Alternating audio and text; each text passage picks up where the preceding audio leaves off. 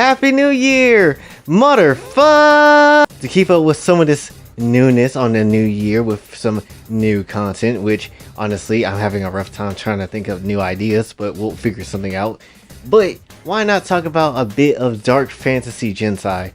Now, I'll be completely honest, and it's no surprise, I don't like dark fantasy like that. If you've seen my Redo a Healer review, you would know I don't like dark fantasy like that. And when it comes to dark fantasy Jentai, why would I even bother? Like, if you watch some retro Jentai that was made back in the olden days, if you watch some of that, you're gonna get traumatized. Like, there was one Jentai, and I don't want to know what it is, and I don't even want to remember what it was, but there was one Jentai that I will kind of block the view of, and where this guy was pretty much banging like two ladies at the same time, sounding hot, and then he pulls up a shotgun out of nowhere, stuffed it in her own hole, and then blew her up with the shotgun. Why was that needed in my fat material? I don't need that necessarily, okay? That is something I just didn't need. Why did he need the gun? I don't know. Again, gore and dark fantasy and my good pleasurable fat material, that should not be a combination. It should not be, which is why I don't understand the whole, Jentai of necro stuff. That's a thing that people like. I don't understand how that's something that people could absolutely be down for. I just don't. Now, I'm not gonna lie, there is some parts of dark fantasy that hits right in the right places. Hell, even in the Kokatsu story that I'm trying to tell, hopefully that you guys have seen and enjoyed, that I'm trying to put a little bit of some dark fantasy elements into it too, like mind break, mind control kinda, somewhat maybe, or some light enslavement. But still, when it comes down to it, I like some of the elements that is presented, but not everything about dark fantasy.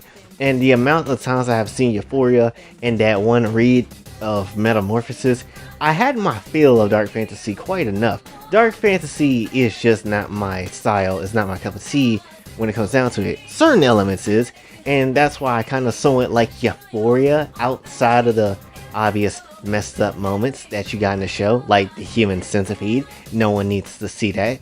But when it comes to a lot of other stuff, I don't really mind it as much.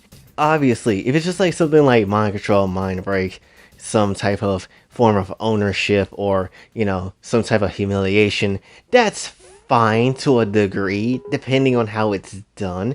But when it gets into like vor, or or messed up gore, or weird things happening, I'm not, or like some weird things happening to the point it's just disgusting, I'm not really down for that. In all honesty, I'm really not, and it would turn me down and turn me off on a lot of situations. Like, you remember, now this is a throwback for the channel, but remember the Jentai I was talking about with the purple haired witch lady that's in the thumbnail that I was talking about in that one Jentai review? I was mad because they killed literally the finest black Jentai girl in all of Jentai that I've seen. They killed the finest black chick I've ever seen in animation. And just for what? Because the main character wanted to get it on because he was being an asshole, because he's an asshole. Like, I was not happy with that result. Like, I wanted my sexy witch lady to be alive, and that also made me feel my anger towards dark fantasy just a bit. Just a bit. I mean, just be honest. If you had this witch lady right by you, and you telling me that you're perfectly fine with what happens to her, what the hell? That's actually nonsense. And for people that don't know, because I am going to spoil this just a slight bit. Basically, when the guy was doing her, some type of venom made her get paralyzed, so she can't be able to move. And basically the bad guy came in and kind of let some tentacle monster eat her insides, and then threw her in a plane and just devoured her and killed her that way. That made me angry. Visibly angry, actually. So, piss off, dark fantasy. I don't really like it.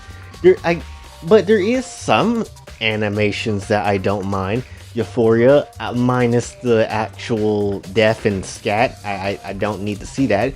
But there's Time in Asagi, which is kinda okay. Like, it's kinda okay. Like, when it gets to the violent, hard R scenes. It's not that mess. It's bad, but I kind of like it. It's kind of decent, okay? It's kind of alright in my book. What I'm trying to get at is, when it comes to a Jentai sense, dark fantasy is okay, but to a certain extent. And I'm down for dark fantasy and certain kinks of it, but there's also certain parts of it where I'm just like, if it's done in a way that I don't like, then obviously I'm not gonna like it. If it's done in a certain way, it may or may not break or make this entire animation for me. Now, I can say if you use dark fantasy kind of stuff in a animation and try to use it to tell a storyline, that's fine. Toshi Densetsu is a good example of this. Literally in the first episode with Hanako, she got McDonald's rap paid by her teacher and she died, and that was pretty messed up. But then over time it told a really wholesome story, and I was just like, and it told a really wholesome story with the main plot line of Hanako and that new teacher guy, and I'm just like, oh, that's an actually genuine wholesome story. I actually liked it. It's pretty dang good. So you can use it in a way it's where it can be acceptable to, at least to me, and where it's fine. So that is all I want to talk about for this one. How do we start the New Year's right? Just talk about gore and necro stuff and dark fantasy. Absolutely the right way to start off the new year. So hopefully you did enjoy. If you did, be sure to like, share, subscribe, hit the bell notification on your way out. Also, Ko-Fi and Patreon are available as well in the description below. And until then, this is your boy Jay. Sign off. Have a blessed day and Happy New Year. Baby, say my name as if you got a fucking clue. Always caught up in the moment, not condoning what I do. I've been messing with my chemistry to find the better me. Putting thoughts up on the page in hopes that you could get to me. Been this way since legit, my brain couldn't quit. Running from my issues, roll the pain in a spliff. Fade away every hit. Nobody needed me, too afraid to commit.